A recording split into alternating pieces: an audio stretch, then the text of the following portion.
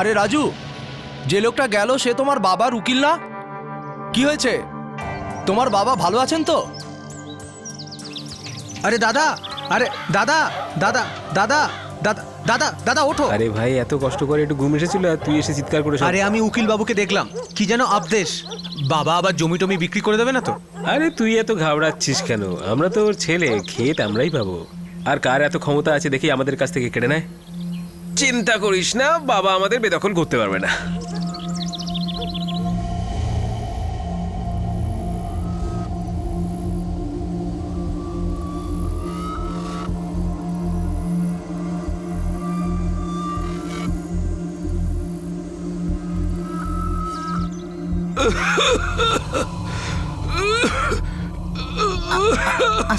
আস্তে। হ্যাঁ, তুমি ভেবেচিন্তেই সিদ্ধান্ত নিয়েছো তো? একেবারে ভেবে চিনতে। নাও, উকিলবাবু এসে গেছেন। পিঙ্কি, উকিলবাবুর জন্য চেয়ার নিয়ে আয়।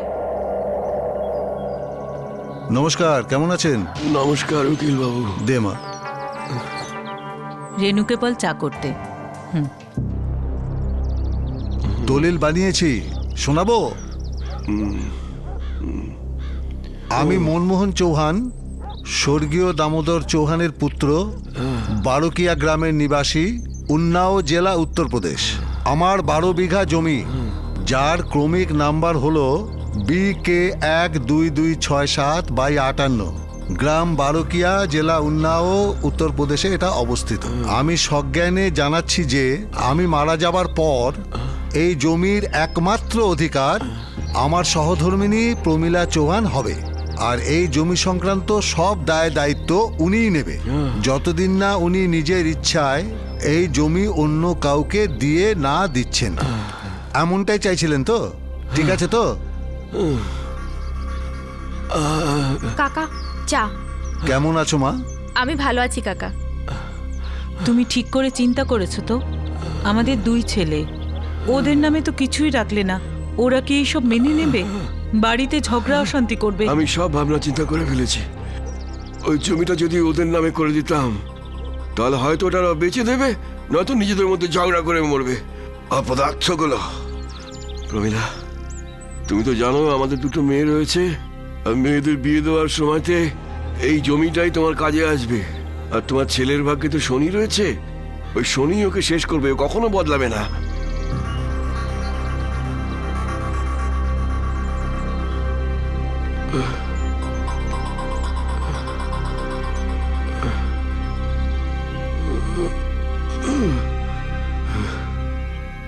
উইল, জমির ভাগ বাটোয়া প্রায়শই সংসারে অশান্তি ডেকে আনে, আর রক্তের সম্পর্কের মধ্যেও ভাঙন ধরিয়ে দেয়।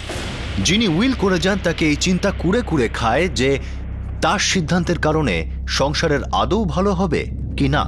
আর প্রায়শই যারা নিজেদের উইলের দাবিদার মনে করে, তারা অনেক সময়ই সেটা পাওয়ার জন্য নিজের মানুষদেরও আঘাত করতে পিছপা হয় না।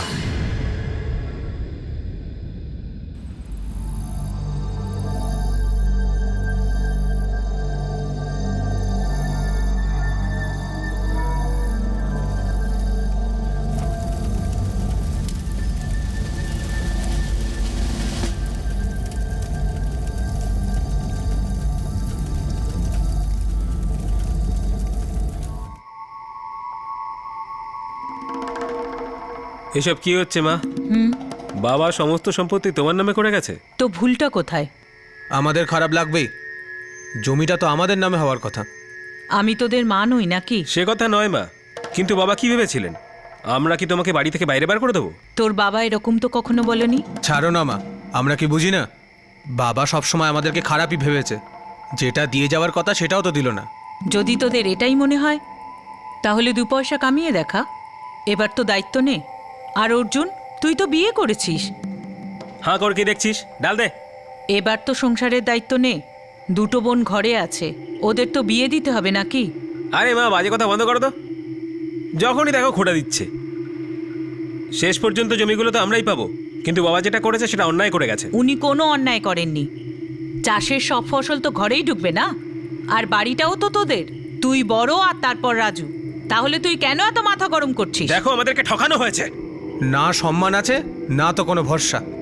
দেখো মা, আমাদের নিয়ে যদি চিন্তা থাকে না, জমি আমাদের নামে করে দাও, কেননা দেখাশোনাটা তো আমাদেরই করতে হবে। আমি তোর বাবার সিদ্ধান্তের বিরুদ্ধে কিছু করব না।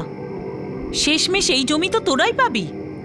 তাহলে তোরা এখন থেকে এত মাথা গরম কেন করছিস?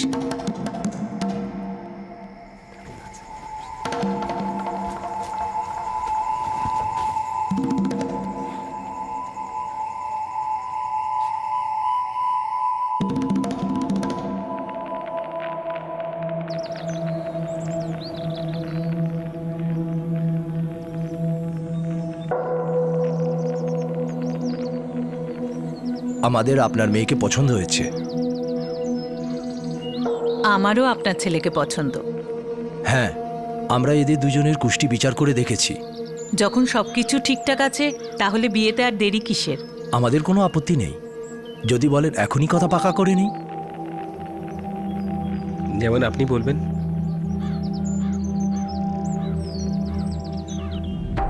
পিঙ্কি, হ্যাঁ বাবুকে একটু নিয়ে ওরে যা না। বাবা কাটে না। মা, একে তো বিয়ের এত খরচা, তারপরে আরো 1 লাখ টাকা। দেখ, ছেলেটা ভালো আর পরিবারও ভালো। আরে মা, তুমি তো জানো যে আমাদের রোজগার অত নয়। এবার বোনের বিয়ের জন্য তুমি পয়সা কোথা থেকে আনবে? আরে বাবা, কিছু তো একটা করতে হবে। ধর এই সম্বন্ধটা আমি ছেড়েই দিলাম, তাহলেও কি হবে? বিয়ে তো দিতেই হবে না? এরপর ওর বয়স বেড়ে গেলে খরচ আরো বাড়বে। তাহলে মা তুমিই দেখে নাও, কোত্থেকে আনবে এত টাকা, আমরা জানি না। ভেবে দেখো মা, ভালো করে ভেবে দেখো।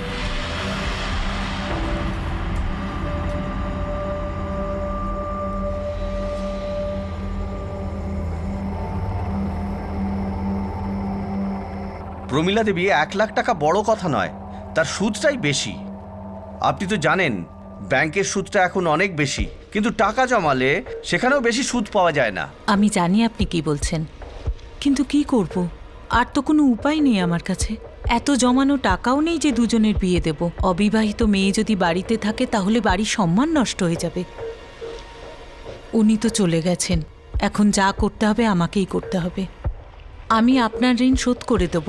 চাষ থেকে যা আয় হবে কিছু কিছু করে আপনাকে দিয়ে দেব। ঠিক আছে।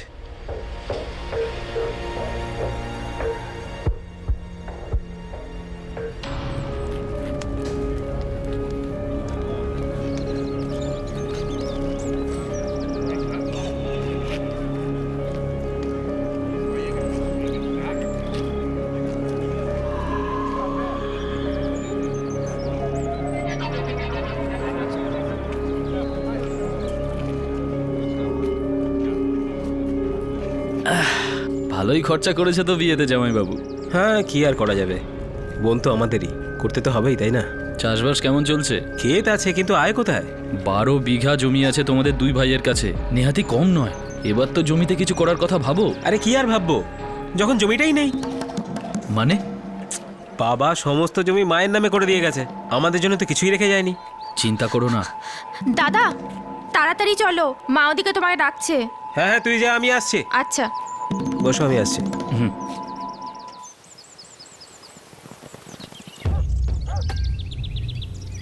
আরে বৌমা, কেমন আছো? তোমার শাশুড়ি আছেন? হ্যাঁ হ্যাঁ, আপনি বসুন, আমি ডাকছি। কোনো ব্যাপার না, আজকালের মধ্যে তো আমাকে টাকা নিতে আসতেই হতো, কিন্তু চিন্তা একটা বিষয়, যত দিন বেড়ে যাবে তত সুদ বেড়ে যাবে। আমি জানি সেটা। আপনার যেন কোথাও অসুবিধে না হয়। যদি সুদটা বেড়ে যায় তাহলে আপনি দিতে পারবেন না। আসলে কি, এটাই তো আমার ব্যবসা, আর এই করেই তো আমি সংসার চালাচ্ছি। আপনি আমার উপর ভরসা রাখুন, আমি আপনার পুরো টাকা সুদ সমেত শোধ করে দেব। আমি জানি আপনার কাছ থেকে 2 মাস চেয়েছিলাম, আর 4 মাস হয়ে গেল, কিন্তু শোধ করে দেব। ঠিক আছে, আপনি যখন বলছেন। নমস্কার। আচ্ছা।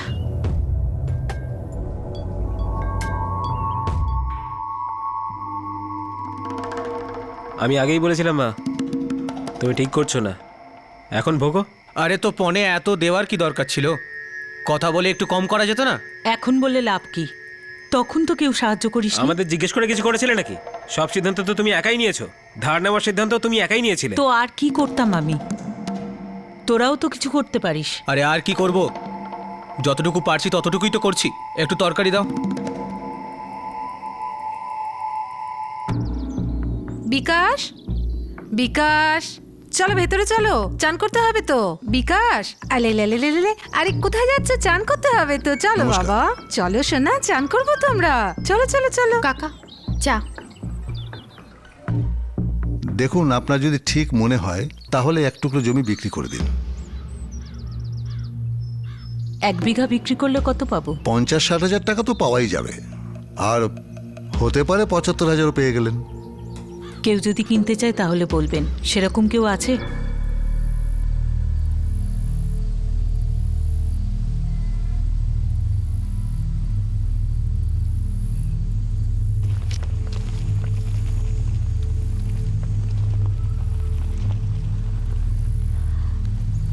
এই জমি থেকে 2 বিঘা বেচবো। কিসের চাষ হয় এখানে?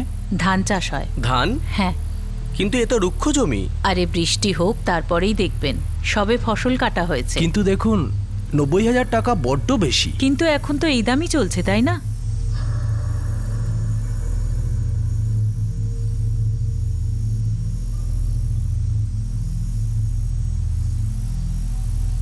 ঠিক আছে, কিন্তু 75,000-এর 1 পয়সাও কম নয়। না মানে মানেটা কি তোমার? 2 বিঘা কেন বিক্রি করছো? আমায় সুদ সমেত ঋণ শোধ করতে হবে, তাই বেচছি। কিন্তু জমিটা তো আমার আর দাদার নামে, এটা তুমি কেন বেচতে যাচ্ছ?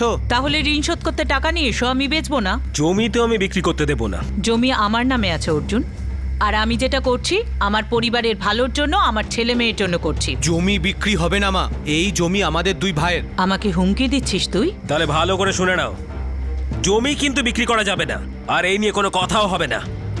জমি আমি বিক্রি করতে দেবো না। তাহলে তোরা দুজন সুদ সমেত ঋণ 2 মাসের মধ্যে চুকিয়ে দে। ওনাকে আমি কথা দিয়েছি, যদি ঋণ শোধ করতে না পারিস তাহলে ওই 2 বিঘা আমি বেচে দেবো।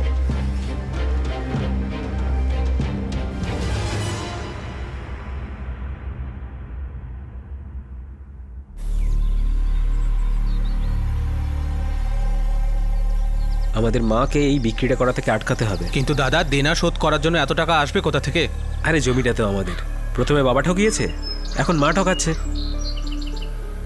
আজ 2 বিঘা বেচছে, কালকে 4 বেচবে, আস্তে আস্তে পুরো জমিটাই হাত থেকে বেরিয়ে যাবে। আমাদের ভাগে কিছুই থাকবে না। তাহলে কি করব দাদা?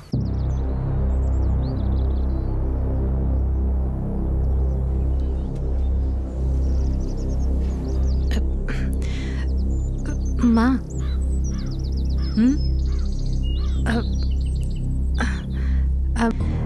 বলছিলাম, ও কি বলছে একটু শুনুন না। মানে আপনি ওর কথা একটু বোঝার চেষ্টা করুন।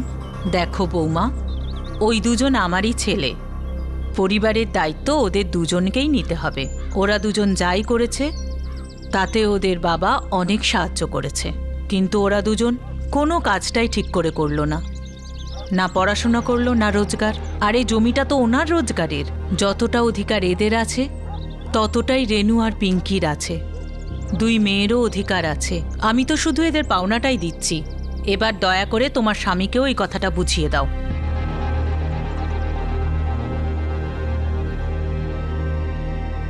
শুনছো, মা তো মানছেনই না। কাল উনি বেরোচ্ছেন, জমি বিক্রির কথা পাকা করে আসবেন।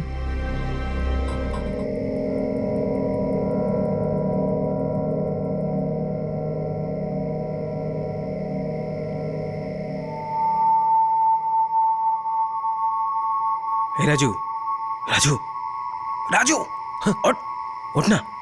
ঘুম পাচ্ছে। তুই ঘুমিয়েই থাক, ওইদিকে জমি হাত থেকে বেরিয়ে যাচ্ছে। আরে ওঠ, ওঠ বলছি, ওঠ ওঠ ওঠ, যা, আয়। আমাদের মাকে আটকাতে হবে। মাকে? হতে পারে আমাদের মা, কিন্তু এই মুহূর্তে আমাদের শত্রু। আর শত্রুকে একবার ছেড়ে দিলে সারা জীবন গোলামি করতে হবে। কিন্তু দাদা, ও তো আমাদের মা। আরে মা যদি, তাহলে আমাদের নিয়ে ভাবছে না কেন? আমাদের জীবন বরবাদ করার জন্য উঠে পড়ে লেগেছে কেন?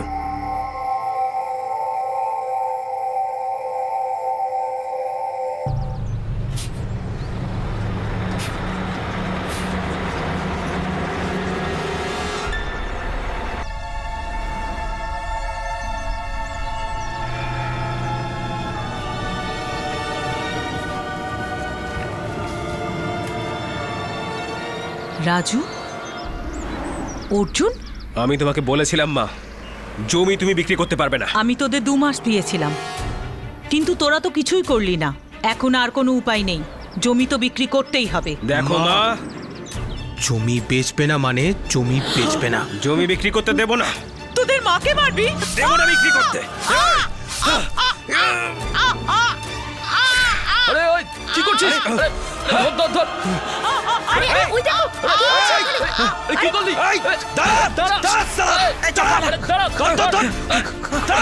ওকে ওকে বেঁচে আরে ইনি আছে। তোর বেঁচে নেই। হে ভগবান। পালাচ্ছিলিস? হ্যাঁ।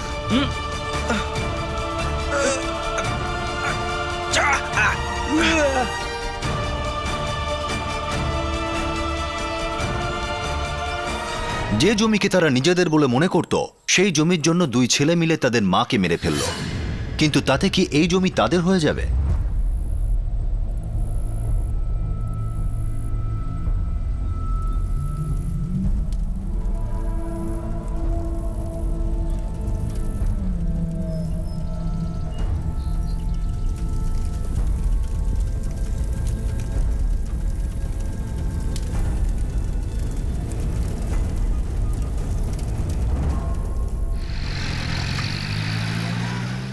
নিজের মায়ের খুন কেন করলো?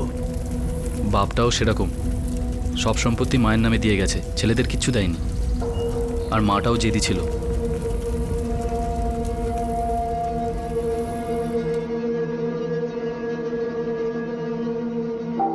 আমরা জামিনের জন্য পুরো চেষ্টা করছি, কিন্তু চার্জশিট জমা পড়ার পর তখনই শুনানি হবে। বিমলা কেমন আছে? ঠিক আছে, আমরা ওর খবর নিই। আচ্ছা, ওকে বলবে যে জমির কাগজগুলো বের করে রাখতে। বাইরে বেরিয়েই জমি নিজেদের নামে করতে হবে। আমরা সব সামলে নেব। তাছাড়া এখন জমির মালিক তুমি আর রাজু, এবার আর কেউ জমি কেড়ে নিতে পারবে না। আইনতভাবে তোমরাই জমির মালিক এখন।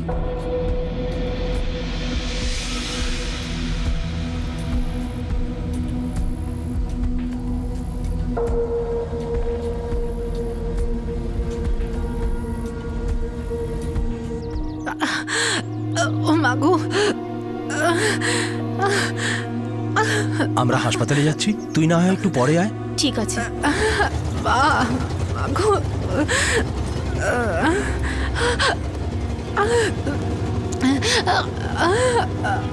বাবু আল্লাহ, বাবু বাবু, এই দেখ তোর ছোট বোন এসেছে। বাবু বাবু আ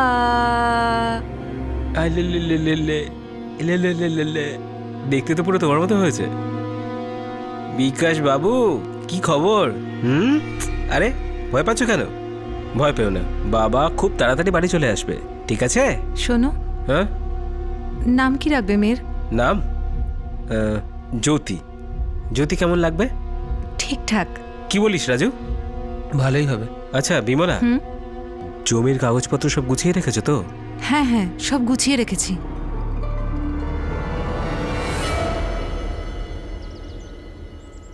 দুজন 1 বছরের উপরে জেলে আছে। 302 দিয়েছে, খুনের মামলা। এত সহজে ছাড়া পাওয়া যায়? তো এখন মুকেশবাবু, আপনি কিছু ব্যবস্থা করে দিন। দেখো, চেষ্টা তো করছি, বাকিটা ভগবানের হাতে। না না মুকেশবাবু, আপনি এরকম বলবেন না। 8 মাস হয়ে গেল আমার বোনের মেয়ে হয়েছে। অর্জুন আমার জামাইবাবু, মেয়ের মুখটাও সে ভালো করে দেখেনি। দেখো, তুমি চিন্তা করো না, আমি তো আছি। তাড়াতাড়ি করুন।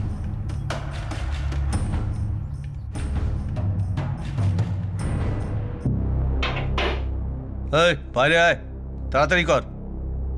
দাদা, দাদা, এটা কি করে হলো?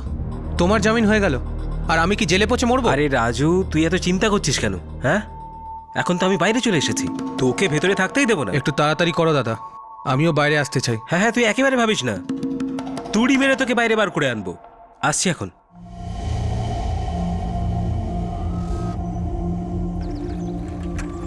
যে গ্রামবাসীরা তোমাদের 2 ভাইকে ধরেছিল, তারা কি চুপচাপ বসে থাকবে এই কোর্ট কাচারির চক্করে?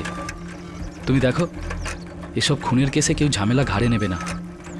সবার আগে আমাকে ওই জমিটাকে নিজের নামে করতে হবে। জামাইবাবু, এই কাজটা কিন্তু তাড়াতাড়ি করে নিলেই ভালো হয়।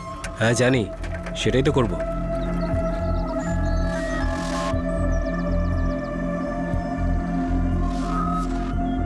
আলে বাবলে, কাঁদে না শোনা। আরে বাস বাস বাস, আর কাঁদে না, আর কাঁদে না। ও আচ্ছা বিমলা, ওই মা বাবার ডেথ সার্টিফিকেট গুলো কোথায় আছে? হ্যাঁ, ওই আলমারিতেই তো রেখেছি।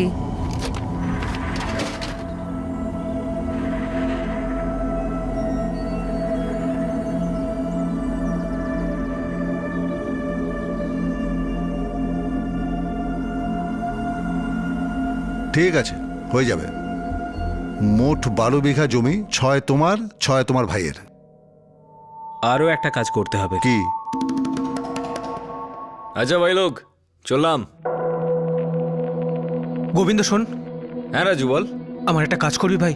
হ্যাঁ আমাদের গ্রামে একবার আমার বাড়িতে যাবি, আমার দাদা অর্জুনের কাছে। বলিস যে দেখা করতে। ঠিক আছে, যাবো তো নিশ্চয়ই, কিন্তু কদিন বাদে যাব। আসলে ওই অনেকদিন পরে বেরোলাম তো এখান থেকে, সেই জন্য চললাম। পেছনটা পরিষ্কার করে জল ঢাল তাড়াতাড়ি, চল।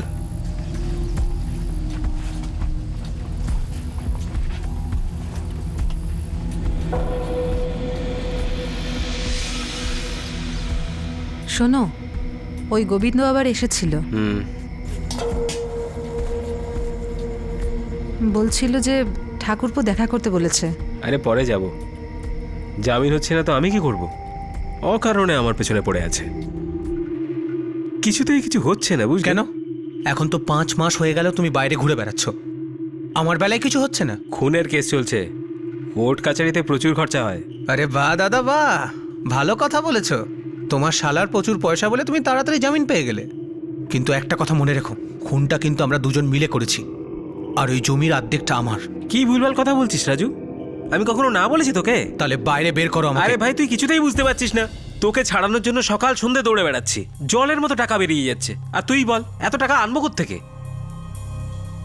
ভাবলাম তোকে ব্যাপারটা জানাই, জানি না তুই মানবি কি মানবি না। কি কথা? যদি টাকা হাতে থাকে না, তোর জামিন করতে বেশি সময় লাগবে না। যদি তুই চাস তাহলেই তোর জমির একটা অংশ বেচে দি তাহলে, হ্যাঁ, হাতে টাকাও চলে আসবে আর তোর জামিনও হয়ে যাবে। আরে আমি তো তোর দাদা নাকি? আমিও চাই তোকে বাইরে বার করতে। হ্যাঁ, কতটা জমি বেচতে হবে দাদা? এই কাগজে কোথায় লেখা আছে যে কতটা জমি বেচবো? আরে যতটা টাকার দরকার হবে ততটাই জমি বিক্রি করবো না, হ্যাঁ, ওর থেকে 1 ফুটাও বেশি বিক্রি করবো না। জায়গা ফাঁকা ছাড়া আছে, দেখ। দাদা আমি কিন্তু তোমার উপর ভরসা করছি, বেইমানি করো না আমার সাথে। আরে আমি তো তোর দাদা, তোর সাথে বেইমানি করবো? হ্যাঁ, চল লাগা লাগা লাগা।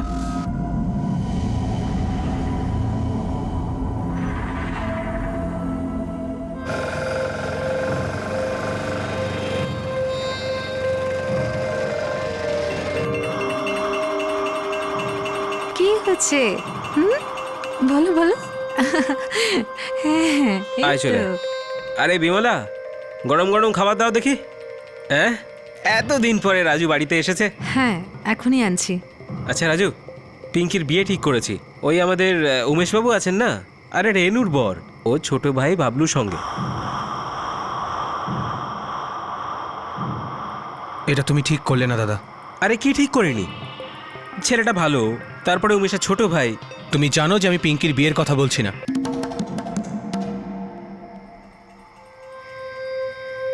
তুমি এমনিতেও আমার 2 বিঘে জমি নিয়ে নিয়েছো। নিয়ে নিয়েছি মানে? তোকে বলিনি নাকি আমি জামিনের জন্য জমি বিক্রি করতে হবে? কিন্তু বেচলে কাকে? বৌদির নামে করে নিলে। দেখ রাজু, তোর জমি কেউ কিনতেই চাইছিল না, ঠিক আছে? আর জামিনের জন্য টাকা দরকার ছিল, তাই শালার কাছ থেকে টাকা ধার করেছিলাম, আর ওই জমিটা কিনে তোর বৌদির নামে করে দিয়েছে। খুব ঘুরি ঘুরি কথা বলছো। 12 বিঘের মধ্যে 6 বিঘে তোমার নামে, 2 বিঘে বৌদির নামে, আর আমার ভাগে কি পড়ে রইল? 4 বিঘে।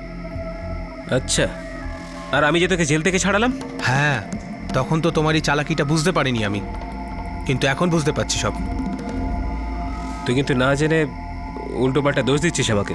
কিন্তু একটা কথা মনে রাখিস, আমরা দুজন কিন্তু 2 ভাই, আর থাকি একই ছাদের তলায়, বুঝেছিস? আমি তোমাকে বলেছিলাম তো জল দিতে, শুনতে পাও না নাকি?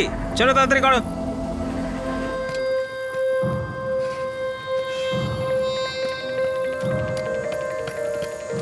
দুজনে মিলে তাদের মাকে জমি বিক্রি করার থেকে বাধা দিতে একটা প্ল্যান করলো আর তাদের মাকেই খুন করে ফেললো। কিন্তু এখন এসে রাজুর মনে হতে লাগলো যে তার দাদা অর্জুন প্রত্যেক পদক্ষেপেই তার ফায়দা তুলছিল আর সে এই বিষয়ে কিছুই করতে পারছিল না।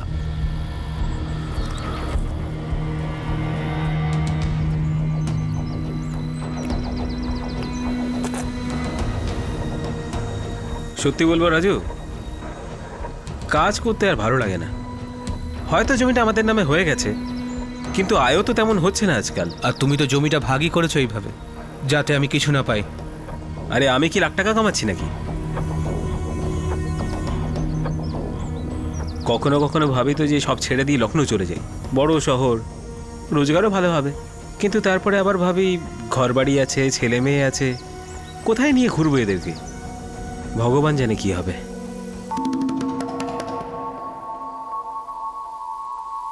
তুই বল, তুই কি ভাবছিস? জানি না। দেখ, আমার মনে হয় তোর লখনৌ চলে যাওয়াই ভালো। আরে তুই তো এখনো একলাই আছিস, ঘরবাড়ির চাপ নেই। ওখানে চলে গেলে কিছু টাকা বেশি রোজগার করতে পারবি, না হলে এখানে থাকলে তো খেতেই পাবি না। হ্যাঁ,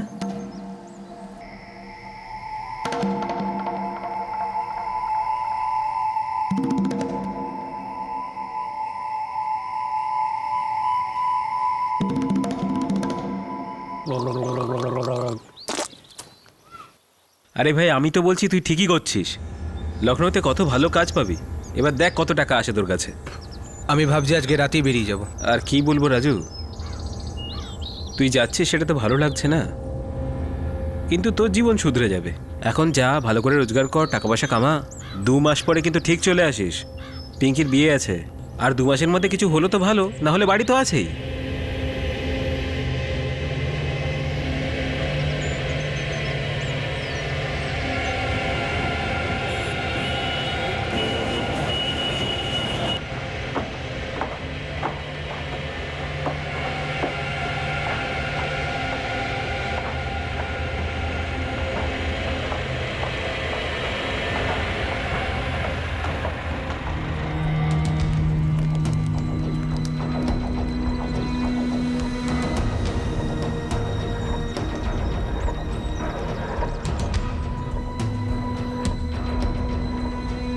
ঠিকঠাকই কাজ দাদা, মজুরের কাজ করছি এই আর কি। কিন্তু হাতে তো কিছু আসছে নাকি? হ্যাঁ, ওই চলে যাচ্ছে।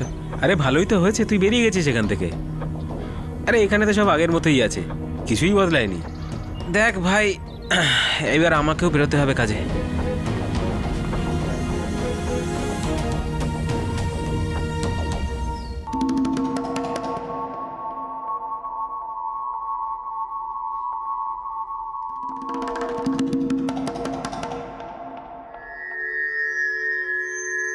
এই নাও, হয়ে গেছে।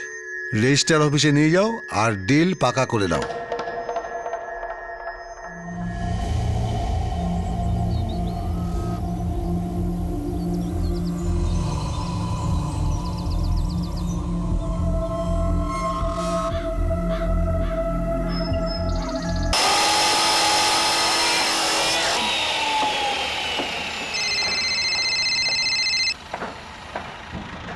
হ্যালো, হ্যাঁ ভাই বল, সব ঠিক আছে? কিচ্ছু ঠিক নেই রাজু, তুই শুনলে তোর মাথায় আকাশ ভেঙে পড়বে। আবার কি হলো? আরে তোর দাদা আছে না, ও তোর ভাগের জমিটা বিক্রি করে দিয়েছে।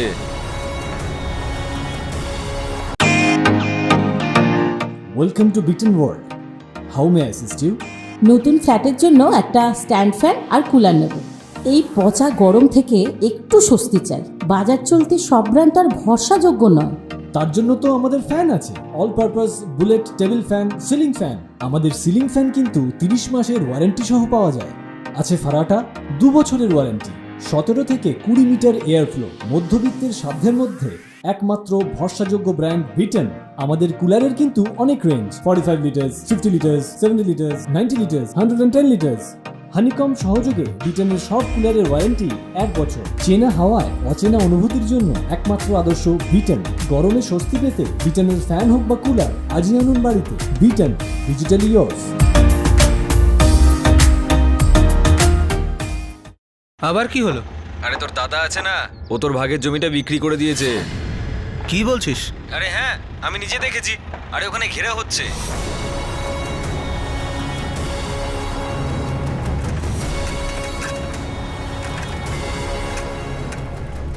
আরে কথাটা শোন আরে আমার। কথা শোনার আর কি আছে দাদা?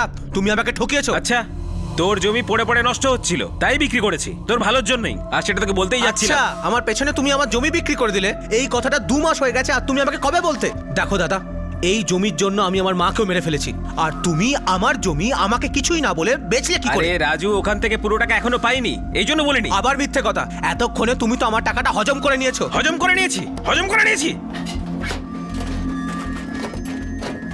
এই নে, এই নে, এটা বিক্রির অগ্রিম টাকা, ঠিক আছে? জবে থেকে পেয়েছি এখানেই রয়েছে, আমি হাত লাগাইনি। আর এটা পুরো টাকা নয়, পুরো টাকা আসা এখনো বাকি আছে, আর আসলে সেটা আমি তোকেই দিয়ে দেবো। কত আছে এতে? 50,000 আছে। 50,000? কত টাকা দিয়ে বেচেছো? 50,000 বিঘা। 6 বছর আগে যখন মা বেচেছিল তখন তো 75,000-এ বিক্রি হয়েছিল। তার মানে বলতে চাইছো যে 6 বছরে বাড়ার জায়গায় কমে গেছে? রাজু, তোর জমি অনুর্বর ছিল, কিছুই চাষ করা যাচ্ছিল না, যেটা পেয়েছি সেটাই যথেষ্ট। আর এখন জমি না জলের দরে বিক্রি হচ্ছে। জলের দরে বিক্রি না দাদা, জল তুমি ঘোলা করছো আমার পয়সাটা হজম করে। ভাই হয়ে ভাইয়ের সাথে বেইমানি করছো, এটা আমি হতে দেবো না, মনে রেখো। তুই তোর নিজের দাদাকে বিশ্বাস করিস না? নিকুচি করেছো তোমার ভাইয়ের সম্পর্ক। একটা কথা মনে রেখো দাদা, তুমি চুরি করেছো, আর যদি আমার জমি বিক্রির 75,000 টাকা হাতে না পেয়েছি, আমি কাউকে মাটিতে পা রাখতে দেবো না। রাজু, রাজু, আরে শোন, শোন না আমার কথা, শোন ভাই, জমির এই দামই চলছে কিন্তু। অনেক ঠকিয়েছো তুমি আমাকে, আর নয়। শেষবারের মতো বলছি, আমাকে আমার পুরো টাকা দিয়ে দাও, নাহলে কিন্তু ঠিক হবে না। আরে রাজু, তুই তো কিছুতেই বুঝছিস না, যাদেরকে জমি বিক্রি করেছি না, ওরা বাকি টাকা দেওয়ার জন্য 1 মাসের সময় চেয়েছে। যখনই আমার হাতে টাকা চলে আসবে তোর হাতে রেখে দেবো। আর ভাব ভাব, এই টাকা দিয়ে কি কি না করতে পারবি। 5 বছর ধরে খাটলেও না, তাও এত টাকা কামাতে পারবি না, বুঝেছিস? আর যদি ব্যাংকে রেখে দিস, তাহলে সারা জীবন সুদের পয়সায় খাবি। এবার বস তো।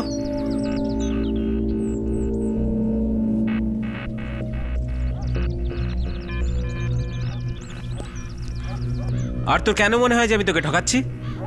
হ্যাঁ, আমি তো তোর নিজের দাদা নাকি?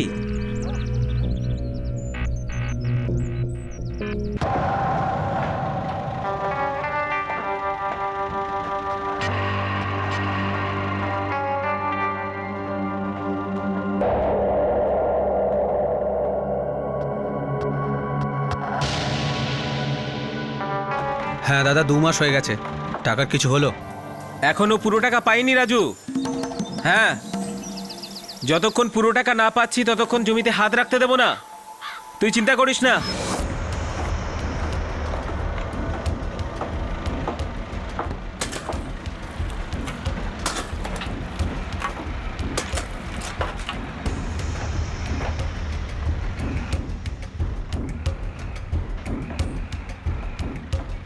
দাদা কি হলো? আর কত অপেক্ষা করব? আরে ভাই, আমিও তো তাই করছি, কিন্তু টাকাটা অবশ্যই পেয়ে যাবি, এই ব্যাপারটা ভরসা করতে পারিস। আরে নিজেদের টাকা এমনি যেতে দেবো নাকি? কি হলো, টাকা এখনো দেয়নি? বললো আরো অপেক্ষা করতে। মনীষ, আমার সাথে গ্রামে যাবি? হ্যাঁ, সে তো নিশ্চয়ই যাব, কিন্তু কি কাজ আছে?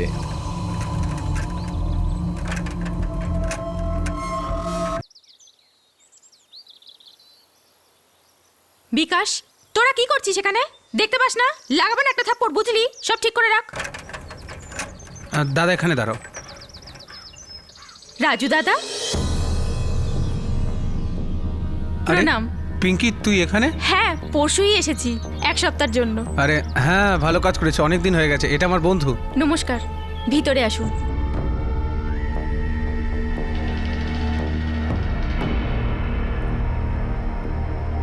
রাজু আসার পর আমরা দুজনেই একসাথে মজদুরি করি। ভাই, এটা তো ভালো হয়েছে যে শহরে তোমার মতো একটা ভালো বন্ধু পাওয়া গেছে, তাই না রাজু? এবার তুইও বিয়ে থা করে নে। দেখছি দাদা। দাও দাও দাও।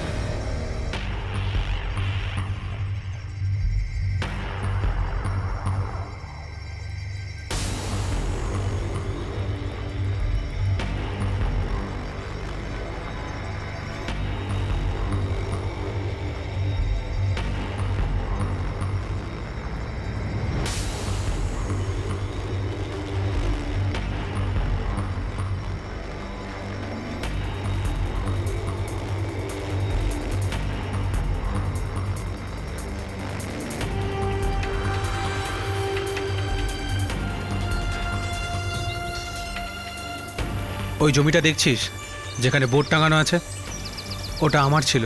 তোর দাদা নিজের জমি ঠিকঠাকই রেখেছে, কিন্তু তোরটা বিক্রি করে দিল।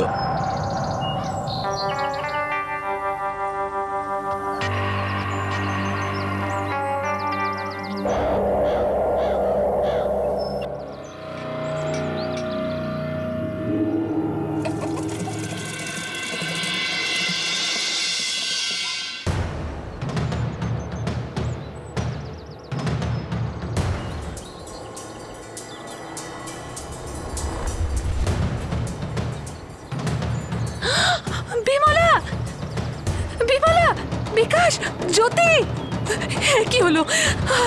রাজুর বাবা, তাড়াতাড়ি এদিকে এসো।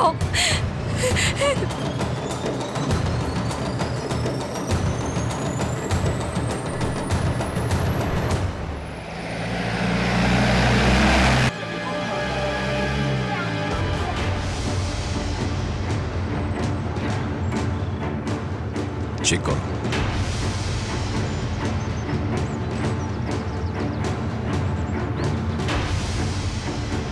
স্যার 4 জনই মারা গেছে।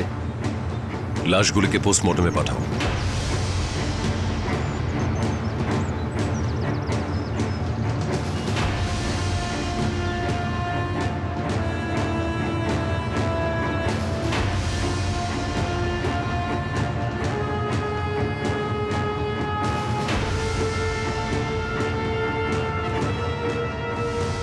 স্যার ঘরে তো কেউ নেই, কিন্তু আলমারি লুট করা হয়েছে। কিন্তু অর্জুনের ছোট ভাই রাজু, ওর বন্ধু, ওর ছোট বোন পিঙ্কি তো কালকে এখানেই ছিল। কাল রাতেও এখানে ছিল। হ্যাঁ সাহেব, কাল রাতে আমরা ওদের একসাথে এখানেই দেখেছি। আর তোমরা তোমরা কিছু দেখেছো? স্যার, এই লোকটা ওই 3 জনকে দেখেছে, রাজু, পিঙ্কি আর রাজুর বন্ধুকে, 3 জনকেই। হ্যাঁ স্যার, সকালবেলা আমি ওই 3 জনকে স্টেশনে ছেড়ে এসেছি। কটার সময়? 6:30টার সময়। রাজু সকালবেলা আমার বাড়ি এসেছিল, আমাকে ঘুম থেকে তুলে নিয়ে গেল।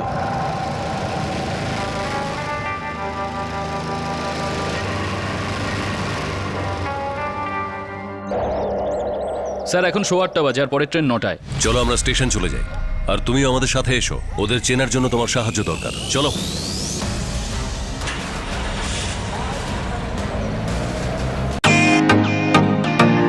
Welcome to Bitten World. How may I assist you? নতুন ফ্ল্যাটের জন্য একটা স্ট্যান্ড ফ্যান আর কুলার নেব। এই পচা গরম থেকে একটু স্বস্তি চাই। বাজার চলতে সব ব্র্যান্ড আর ভরসাযোগ্য নয়। তার জন্য তো আমাদের ফ্যান আছে, all purpose bullet table fan, ceiling fan. আমাদের সিলিং ফ্যান কিন্তু 30 মাসের ওয়ারেন্টি সহ পাওয়া যায়। আছে ফারাটা 2 বছরের ওয়ারেন্টি, 17 থেকে 20 মিটার এয়ার ফ্লো। মধ্যবিত্তের সাধ্যের মধ্যে একমাত্র ভরসাযোগ্য ব্র্যান্ড বিটেন। আমাদের কুলারের কিন্তু অনেক range, 45 litres, 50 litres, 70 litres, 90 litres, 110 litres. Honeycomb সহযোগে বিটেনের সব কুলারের ওয়ারেন্টি 1 বছর। চেনা হাওয়ায় অচেনা অনুভূতির জন্য একমাত্র আদর্শ বিটেন। গরমে স্বস্তি পেতে বিটেনের ফ্যান হোক বা কুলার, আজই আনুন বাড়িতে। Beaten, digitally yours.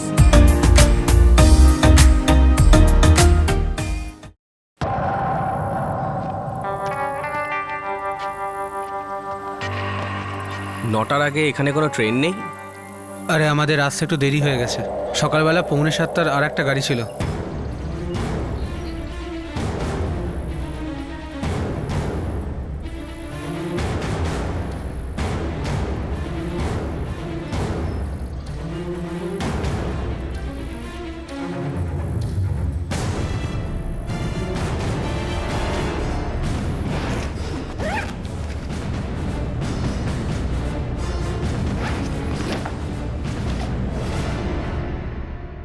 স্যার জমির এই কাগজপত্রে অর্জুন আর বিমলার নাম লেখা আছে, আর পাসবুকে ওদেরই নাম লেখা। আর স্যার এই রাজু 2007-এ নিজের মাকে খুন করার কেসে ধরা পড়েছিল, আর ওই খুনে সাহায্য করেছিল ওর বড় ভাই অর্জুন। এটা পরিষ্কার, তোমার আর তোমার দাদার মধ্যে বেশ ঝগড়া হয়েছিল। দাদা ঠকিয়েছে, তাই রাগ মেটাতে তুমি তার পুরো পরিবারকে মেরে ফেলেছ। কেন করলে সব বলো? ও আমাকে ঠকিয়েছিল, আমার জমি বেচে দিল, আমাকে একবার জিজ্ঞাসাও করলো না। এমনকি সব পয়সাই হজম করে নিয়েছ। মনীষ, তুই আমার সাথে গ্রামে যাবি? হ্যাঁ, সে তো নিশ্চয়ই যাব, কিন্তু কি কাজ আছে? তুই জানিস ও আমাকে ঠকিয়েছে। একটা জমির জন্য আমি আমার নিজের মাকে মেরে ফেলেছি, যাতে জমিটা আমাদের নামে হয়ে যায়। আর ও আমাকে বেশি জেল খাটিয়েছে।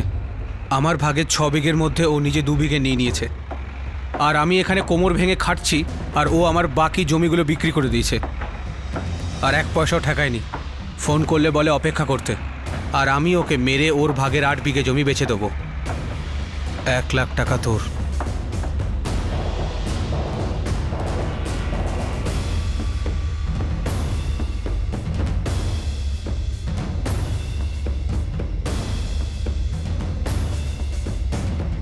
রাজু কি করে করবি? তোর বোন তো এখানে শুয়ে আছে।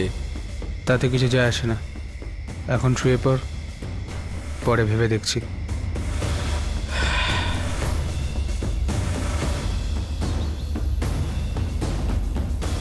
শোন, আজকে রাতেই কাজটা করতে হবে। কি করে? তোর বোন কি চলে যাচ্ছে? আরে সবসময় আমাকে মিথ্যে কথা বলতো পিঙ্কি। প্রথমে বলতো জমিটা আমাদের দুজনের। যখন জেল থেকে বেরোলাম তখন বুঝতে পারলাম আমার সাথে বেইমানি করেছে। আমাকে বারবার মিথ্যে কথা বলেছে। প্রথমে টুকরো টুকরো করে আমার জমিটা বেচে দিয়ে তারপর আমার টাকা খাচ্ছে। কিন্তু দাদা, আমি এই কাজে তোমাকে সাহায্য করতে পারবো না। পিঙ্কি, 8 বিঘে জমি আছে, 8 বিঘে। আমার তো শুধু 5 বিঘে জমি হলেই হবে, বাকি 3 বিঘে তুই নিয়ে নিবি। আমি আমার 1 বিঘের পয়সা পেয়ে গেছি, আর মনীষকে আমি আমার ভাগের থেকেই দিয়ে দেবো। দেখ পিঙ্কি, যদি ঠিকভাবে জমিটা আমাদের নামে ভাগ হতো, রেনু, অর্জুন, তোর, আমার 3 বিঘে করে হতো, পেতিস কিনা বল? পেতিস তো? তো ধরে নে এটাই তোর ওই 3 বিঘে। 3 বিঘে জমিটা কম নয় পিঙ্কি।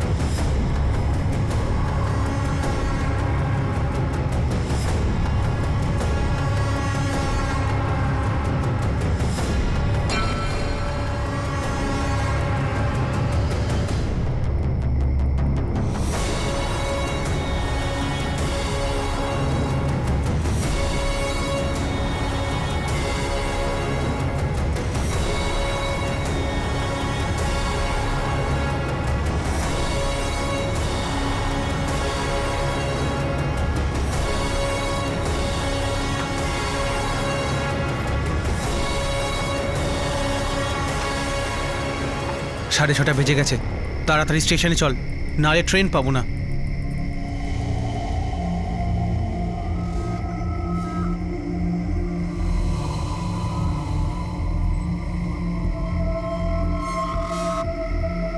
এখন ওই জমিটা কার ভাগে আসবে?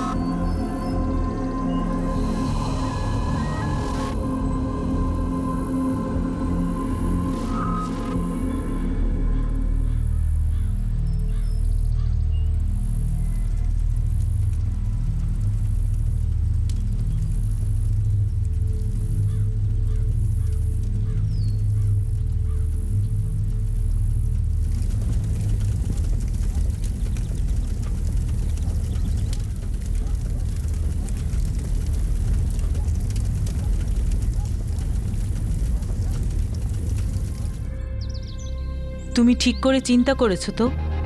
আমাদের 2 ছেলে, ওরা কি এইসব মেনে নেবে? বাড়িতে ঝগড়া অশান্তি করবে। ওই জমিটা যদি ওদের নামে করে দিতাম তাহলে হয়তো ওটা ওরা বেচে দেবে, নয়তো নিজেদের মধ্যে ঝগড়া করে মরবে। অপদার্থগুলো। আর তোমার ছেলের ভাগ্যে তো শনি রয়েছে, ওই শনি ওকে শেষ করবে, ও কখনো বদলাবে না। রাজু, পিঙ্কি আর মনীষকে আইপিসির ধারা 302 অনুযায়ী হত্যার জন্য আর 201 ধারা অনুযায়ী প্রমাণ লোপাটের জন্য গ্রেফতার করা হয়েছে। কেসের চার্জশিটও দায়ের করা হয়েছে। কয়েক মাস পর জানা যায় যে বার্থ সার্টিফিকেটের হিসেব অনুযায়ী খুন করার সময় মনীষ নাবালক ছিল। সে এখন জামিনে বাইরে আছে। নিজের মা প্রমীলাকে খুনের মামলায় রাজুকে সেশন কোর্ট খালাস করে দিয়েছে, কারণ এই মার্ডার কেসে রাজুর বিরুদ্ধে সাক্ষী দেওয়ার জন্য কেউ এগিয়েই আসেনি। অর্জুন আর তার পরিবারের মার্ডার কেস এখনো আদালতেই আসেনি, আর এই সময় পিঙ্কি এবং রাজু পুলিশ হেফাজতে আছে। তাহলে শেষ পর্যন্ত দুই ভাইয়ের মধ্যে কে কি পেল, আর উত্তরাধিকার সূত্রে যা মিলল সেটাই বা তারা কি কাজে লাগালো? নিজের নিজের ভাগের জমি পাওয়ার জন্য তারা দুজন কতগুলো প্রাণ নিল। সাধারণভাবে যখন কেউ সম্পত্তি রেখে যান, তিনি তার উত্তরাধিকারীদের ভালোর জন্যই রেখে যান, কিন্তু ভাগবাটোয়ারা যদি ঠিকঠাকও হয় তবুও অনেক সময় রক্তারক্তি হয়। সেই উত্তরাধিকারীদেরই রক্ত। প্রত্যেক ওয়ারিশ সবসময় নিজের লাভটাই দেখে, যাতে সেই যেন সবচেয়ে বেশি পায়। প্রত্যেক উত্তরাধিকারী জায়গা জমির সঙ্গেই সম্পর্কের টুকরো করতেও উঠে পড়ে লাগে, অথচ তারা শান্তি আর সহযোগিতার মধ্যে দিয়েই সম্পত্তি সামলাতে পারত। আপনাদের সাথে আবার দেখা হবে ক্রাইম পেট্রোল 10 থেকে আরও একটা নতুন কেস নিয়ে। ততক্ষণ নিজের খেয়াল রাখবেন, সুরক্ষিত থাকবেন, আর মনে রাখবেন সেই পুরনো প্রবাদটি যেটা আমরা ছোটবেলা থেকে শুনে আসছি, লোভে পাপ, পাপে মৃত্যু। জয় হিন্দ।